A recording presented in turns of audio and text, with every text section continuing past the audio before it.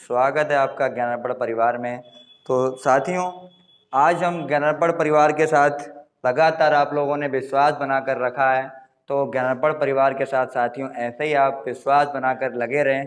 तो साथियों, हमारा जो चर्चा का विषय चल रहा था, हमारा अधिगम जो चैप्टर पे हम लोग जो चर्चा कर रहे थे, तो अधिगम के बारे में कुछ हम लोगों ने पढ़ लिया था और अधिगम वक्र के बारे में हम लोगों ने कुछ जान लिया था।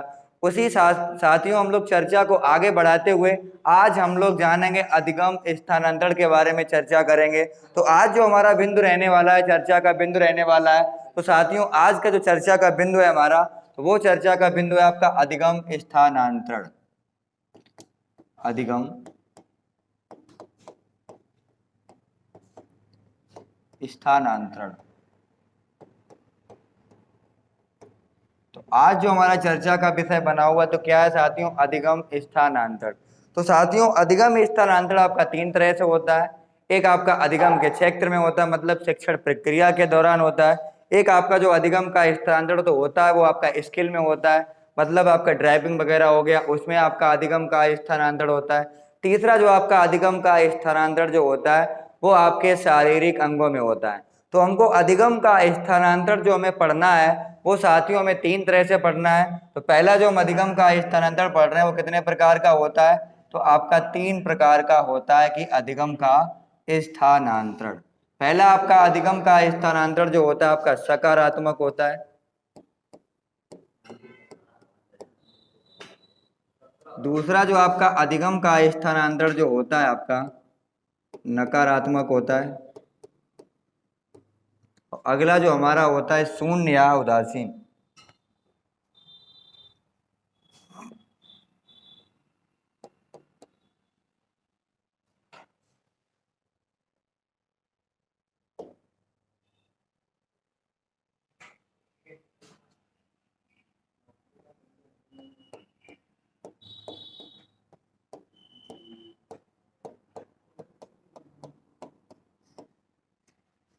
तो अधिगम का स्थानांतरण जो हमारा होता है वो साथियों आपका तीन तरह से अधिगम का स्थानांतरण होता है। पहला आपका अधिगम का स्थानांतरण आपका सकारात्मक, दूसरा आपका है साथियों नकारात्मक, और अगला है हमारा शून्य या उदासीन अधिगम का स्थानांतरण। तो साथियों बात करते हैं सकारात्मक अधिगम का स्थानांतरण किसे कहते हैं। तो सकारात्मक अधिगम का स्थानांतरण जो आपका होता है उसे हम लोग क्या कहते हैं? जब पूर्व ज्ञान नए ज्ञान में सहायता दे उसे हम लोग क्या कहेंगे? सकारात्मक अधिगम का स्थानांतरण कहेंगे। अगला वाला क्या है हमारा? नकारात्मक। जब पूर्व ज्ञान नए ज्ञान सीखने में बाधा उत्पन्न करे तो हम लोग उसे नकारात्मक अधिगम का स्थानांतरण कहते हैं। अगला क्या रहेगा आपका? शून्य या उदासीन अधिगम का स्थानांतरण। तो शून्य या उदासीन जो अधिगम का स्थानांतरण साथियों होता है जब पूर्व ज्ञान नए ज्ञान में ना ही बाधा उत्पन्न करे और ना ही सहायता दे तो उस अधिगम के स्थानांतरण को हम लोग शून्य या उदासीन अधिगम का स्थानांतरण कहते हैं। तो देखते हैं साथियों सकारात्मक क्या होता है। जब पूर्व ज्ञान जब पूर्व ज्ञान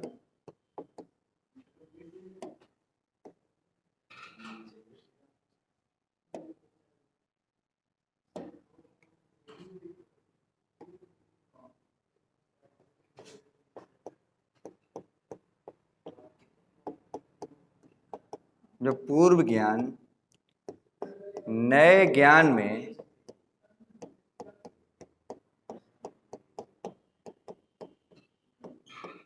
सहायता दे, जब पूर्व ज्ञान नए ज्ञान में सहायता दे तो उसे हम क्या कहते हैं? तो उसे साथियों सकारात्मक अधिगम का स्थानांतरण कहते हैं। जैसे एग्जाम्पल, तो एग्जाम्पल आपका क्या रहेगा? हिंदी पढ़ने के बाद हिंदी पढ़ने के बाद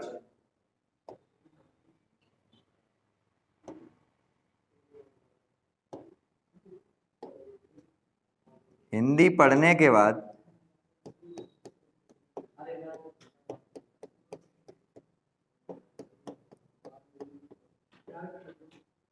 संस्कृत को पढ़ना।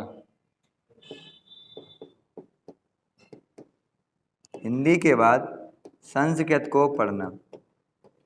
तो साथियों हिंदी पढ़ने के बाद जब हम संस्कृत को पढ़ते हैं तो हिंदी का जो ज्ञान होता है वो संस्कृत के ज्ञान में सहायता देता है। जैसे जो आपने हिंदी में वर्णमाला को सीख रखा है वही वर्णमाला लगभग कहाँ पर मिलेगी, आपको संस्कृत में मिलेगी। कुछ चीजें सिर्फ बदलती हैं, जैसे स्वर हिंदी में 11 रहते हैं और संस्कृत में स्वरों की संख्या 9 रहती है। जो हिंदी की संधियां होती हैं वही संस्कृत की संधियां रहती हैं। हिंदी में जो समास होते हैं वही संस्कृत में समास रहते हैं। तो कुछ चीजों में थोड़ा सा परिवर्तन हमें देखने को मिलता है। यदि आप हिंदी को सीख लेते हैं और हिंदी को पढ़ने के बाद यदि आप संस्कृत को सीखते हैं तो सीखना कैसा रहता है, आसान रहता है। तो हिंदी पढ़ने के बाद संस्कृत में पढ़ना, हिंदी वाला ज्ञान संस्कृत में जब हम ज्ञान लगाते हैं तो वो ज्ञान क्या देता है, आपको सहायता देता है। तो जो अधिगम का स्थानांतरण कहलाएगा, क्या कहलाएगा, सकारात्मक अधिगम का स्थानांतरण कहलाएगा। तो उम्मीद करता हूं साथियों यह वाला पॉइंट आपको अच्छे से समझ में आया होगा। अगला हमारा क्या है, नकारात्मक अधिगम का स्थानांतरण। तो अगला हमारा क्या है, नकारात्मक अधिगम का स्थानांतरण। देखते हैं साथियों नकारात्मक अधिगम का स्थानांतरण क्या होता है। तो क्या बताया साथियों कि जब पूर्व ज्ञान नए ज्ञान में क्या करेगा, बाधा उत्पन्न करेगा, तब हम उसे नकारात्मक अधिगम का स्थानांतरण करेंगे। जैसे हिंदी को पढ़ने के बाद आप उर्दू को पढ़ें, तो यदि आप हिंदी को पढ़ने के बाद आप उर्दू को पढ़ेंगे तो जो हिंदी वाला ज्ञान है आप उर्दू वाले ज्ञान में लगाएंगे तो आपको क्या होगी, बाधा उत्पन्न होगी। कैसे, हिंदी में वर्णमाला कितनी होती है, 49 शब्द होते हैं और कुल कितने होते हैं, 52 होते हैं। लेकिन उर्दू में वर्णों की संख्या कुछ होगी। हिंदी को हम लोग बाएं से दाएं लिखते हैं और उर्दू को कहाँ लिखते हैं, दाएं से बाएं लिखते हैं। तो उर्दू का लिखने का तरीका अलग रहता है, हिंदी को लिखने का तरीका अलग रहता है। उर्दू को पढ़ने का तरीका अलग होता है, हिंदी को पढ़ने का तरीका अलग होता है। तो साथियों हिंदी को पढ़ने के बाद यदि आप उर्दू को पढ़ते हैं तो हिंदी वाला ज्ञान उर्दू वाले ज्ञान में क्या देता है, बाधा देता है। तो वो आपका अधिगम का स्थानांतरण क्या कहलाएगा, नकारात्मक अधिगम का स्थानांतरण कहलाएगा। तो देखते हैं साथियों जब पूर्व ज्ञान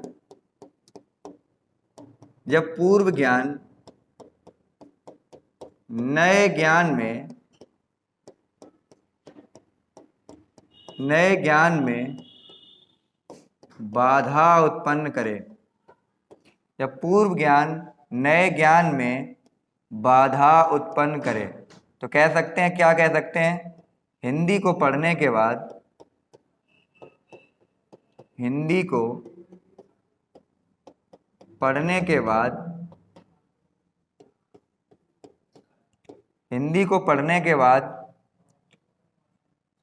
उर्दू को पढ़ना,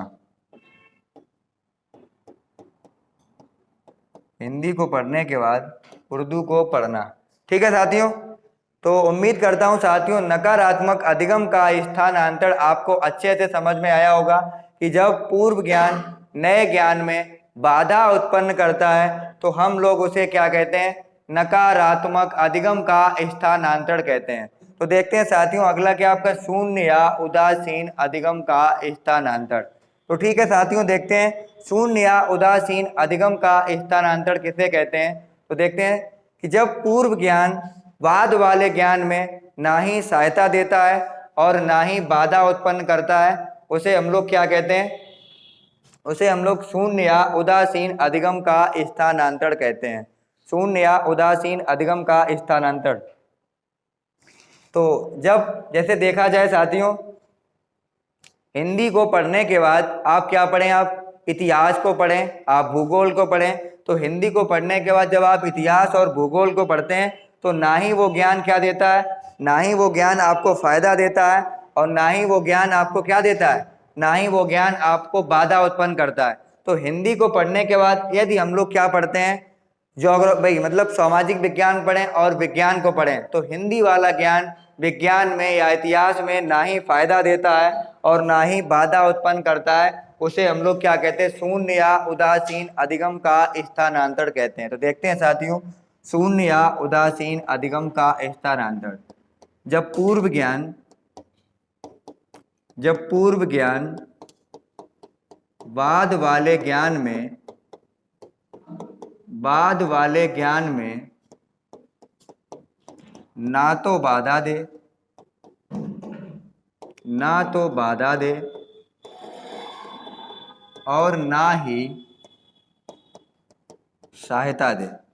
जब पूर्व ज्ञान बाद वाले ज्ञान में ना ही बाधा दे और ना ही सहायता दे तो उसे हम लोग क्या कहते हैं, शून्य या उदासीन अधिगम का स्थानांतरण कहते हैं। तो शून्य या अधिगम का स्थानांतरण किसे कहते हैं? जब पूर्व ज्ञान नए ज्ञान में या बाद वाले ज्ञान में ना ही बाधा दे और ना ही सहायता दे तो उसे हम लोग शून्य या उदासीन अधिगम का स्थानांतरण कहते हैं। जैसे हिंदी को पढ़ने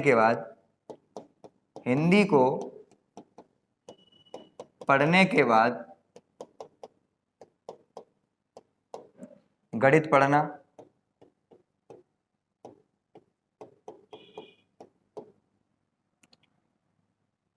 विज्ञान पढ़ना, इतिहास पढ़ना, सामाजिक विज्ञान पढ़ना, तो ये क्या कहलाएगा साथियों? शून्य या उदासीन अधिगम का स्थानांतरण कहलाएगा। उम्मीद करता हूं साथियों तीनों अधिगम के स्थानांतरण आपको अच्छे से समझ में आए होंगे, तो आप लोग स्क्रीनशॉट ले सकते हैं। तो उम्मीद करता हूं साथियों आपने स्क्रीनशॉट ले लिया होगा।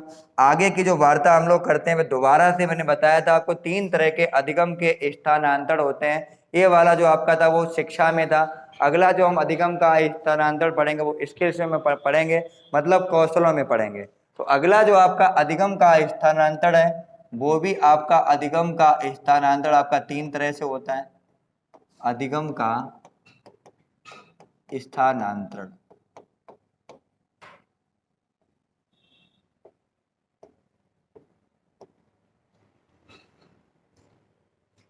पहला है आपका ऊर्ध्वाधर अधिगम का स्थानांतरण, अगला है आपका अधोधर अधिगम का स्थानांतरण, अगला है आपका क्षैतिज या समानांतर अधिगम का स्थानांतरण।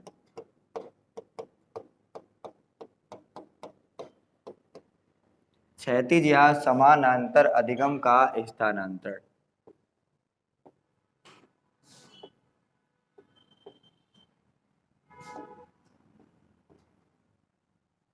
तो देखते हैं साथियों ऊर्ध्वाधर, अधोधर या क्षैतिज या समानांतर अधिगम का स्थानांतरण किसे कहते हैं? तो ऊर्ध्वाधर अधिगम का स्थानांतरण साथियों किसे कहते हैं? जब पूर्व ज्ञान नए ज्ञान में सहायता देगा तो उसे हम क्या कहेंगे? ऊर्ध्वाधर अधिगम का स्थानांतरण कहेंगे। जैसे साइकिल को सीखने के बाद आप क्या सीखें? जब आप साइकिल को सीखेंगे, साइकिल को सीखने के बाद आप बाइक चलाना सीखते हैं तो साइकिल वाला ज्ञान बाइक वाले ज्ञान में आपको क्या देता है? सहायता देता है। तो उसे हम क्या कहेंगे? ऊर्ध्वाधर अधिगम का स्थानांतरण कहेंगे। तो उम्मीद करता हूं साथियों आपको ऊर्ध्वाधर आपको अच्छे से समझ में आ गया होगा कि जब पूर्व ज्ञान बाद वाले ज्ञान में या नए ज्ञान में सहायता देगा तो उसे हम ऊर्ध्वाधर अधिगम का स्थानांतरण कहेंगे। जैसे साइकिल को चलाने के बाद बाइक को चलाना सीखना, साइकिल वाला ज्ञान बाइक वाले ज्ञान में क्या देता है? सहायता देता है। उसे हम लोग ऊर्ध्वाधर अधिगम का स्थानांतरण कहेंगे। ठीक है साथियों, देखते हैं तो क्या होता। जब पूर्व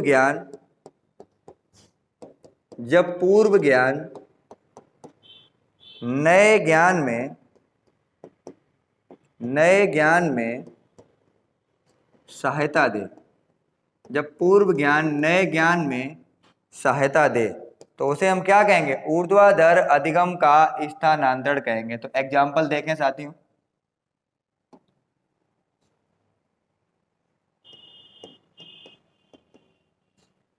साइकिल को चलाने के बाद साइकिल चलाने या सीखने के बाद साइकिल चलाने के बाद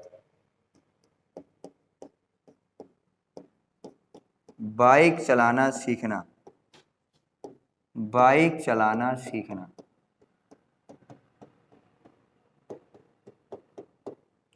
साइकिल को चलाने के बाद बाइक चलाना सीखना। साथियों आपको साइकिल का ज्ञान बाइक चलाने में क्या देता है? आपको सहायता देता है, क्योंकि बाइक में भी आप क्या करते हैं? दोनों हाथों से आप हैंडल को पकड़ते हैं।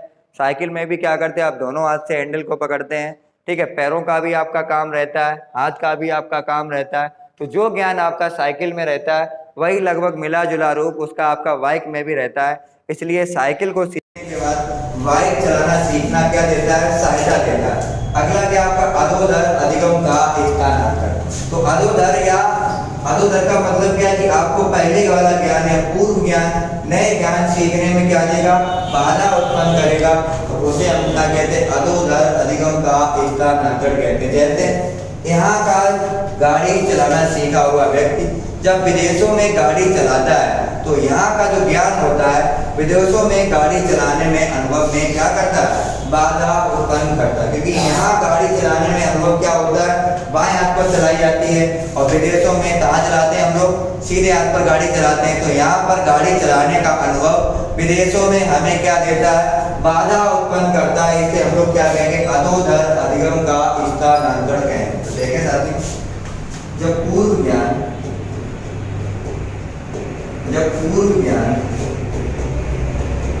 नए ज्ञान में, जब पूर्व ज्ञान नए ज्ञान में बाधा उत्पन्न करे तो उसे क्या कहेंगे, उसे अधोदर अधिगम का स्थानांतरण कहेंगे। तो उदाहरण देंगे साथ,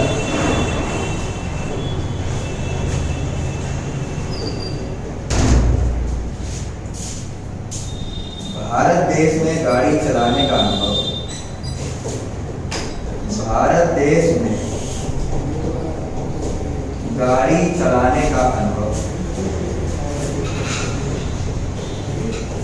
भारत देश में गाड़ी चलाने का अनुभव विदेशों में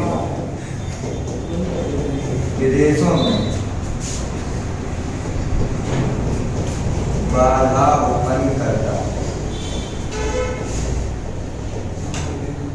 विदेशों में बाधा उत्पन्न करता।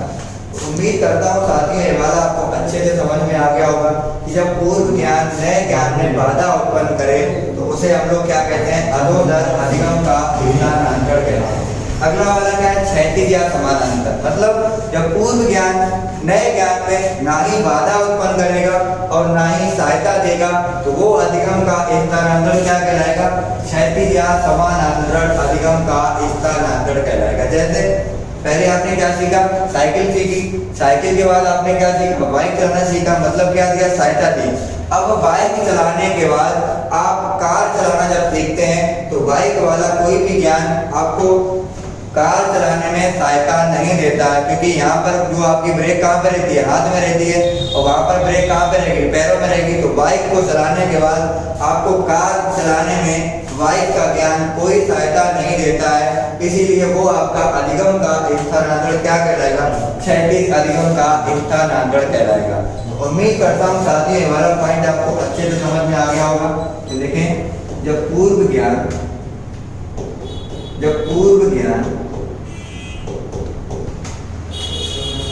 नए ज्ञान में ना ही बाधा दे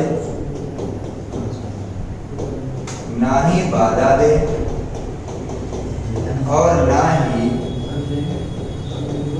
सहायता दे। पूर्व ज्ञान बाद वाले ज्ञान में ना ही बाधा दे और ना ही सहायता दे, उसे हम लोग क्या कहते हैं, क्षैतिज या समानांतर अधिगम का स्थानांतरण कहते हैं। जैसे बाइक चलाने के बाद बाइक चलाने के बाद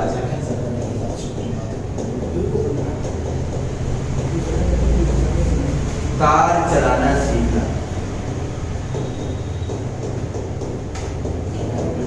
कार चलाना सीखना। उम्मीद करता हूँ साथियों ऊर्ध्वाधर, अधोदर, क्षैतिज या समानांतर अधिगम का स्थानांतरण आपको अच्छे से समझ में आ गया होगा। तो आप लोग इसका स्क्रीनशॉट ले सकते हैं। उम्मीद करता हूँ साथियों आपने स्क्रीनशॉट ले लिया होगा। तो आगे की बात करते हैं अधिगम का स्थानांतरण जो आपके शारीरिक अंगों में होता है। अगला जो हमारा चर्चा का विषय है उसका नाम है अधिगम का स्थानांतरण, मतलब कि शारीरिक अंगों में। अधिगम का स्थानांतरण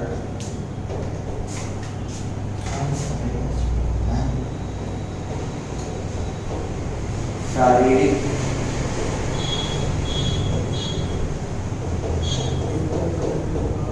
अंगों, अधिगम का स्थानांतरण शारीरिक अंगों, ये आपका दो तरह से होता है।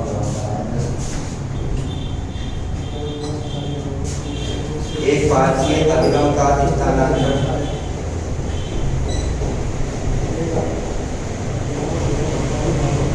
और क्या होगा, द्विपार्श्वीय अधिगम का स्थानांतरण।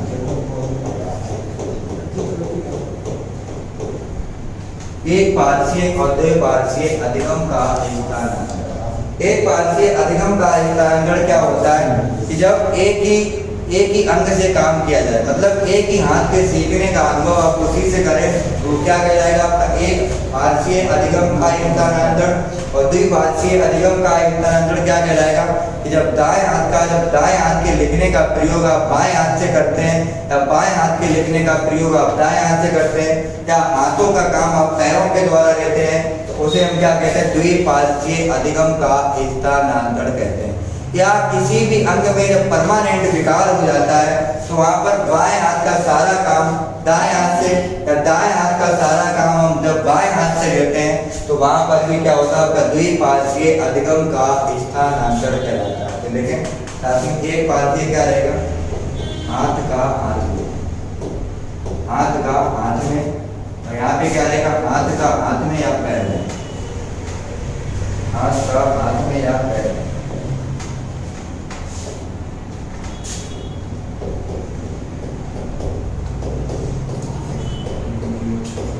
हाथ का हाथ में या किसमें, पैर में।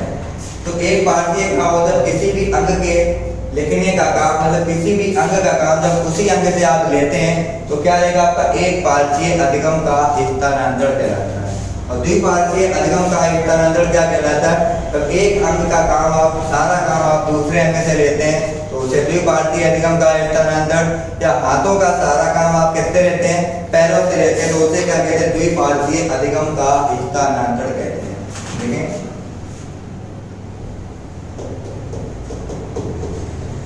किसी भी अंग का सारा काम उसी अंग से है,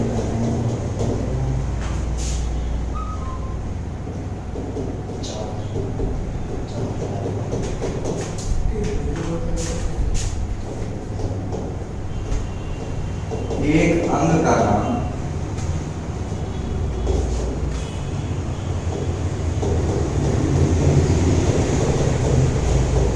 दूसरे अंग से लेना।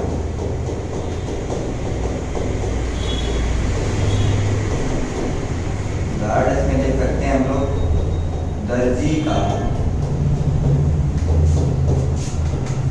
पैरों से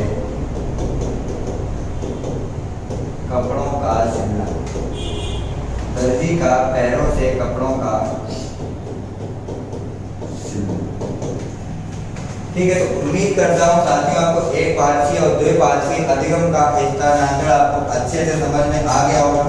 आप लोग इसका स्क्रीनशॉट दे सकते हैं। इसके बाद साथियों आगे की जो चर्चा का विषय हमारा जो चलेगा, आपका आगे चलेगा अधिगम के सिद्धांत, और अधिगम के सिद्धांतों पर हम लोग चर्चा अपनी अगली कक्षाओं में करेंगे। तो आप लोग लगातार ज्ञानार्पण परिवार के साथ जुड़े रहें। ज्ञानार्पण परिवार आपको दिन प्रतिदिन नई नई क्लासों के साथ आपके साथ लगा रहेगा, जुड़ा रहेगा। तो उम्मीद करता हूँ साथियों आपको यह क्लास अच्छे से समझ में आई होगी। आप इसको दबाकर कमेंट, शेयर, लाइक करते करें, जिससे हमारा मनोबल ज़्यादा से ज़्यादा बढ़ सके। धन्यवाद साथियों, नमस्कार साथियों।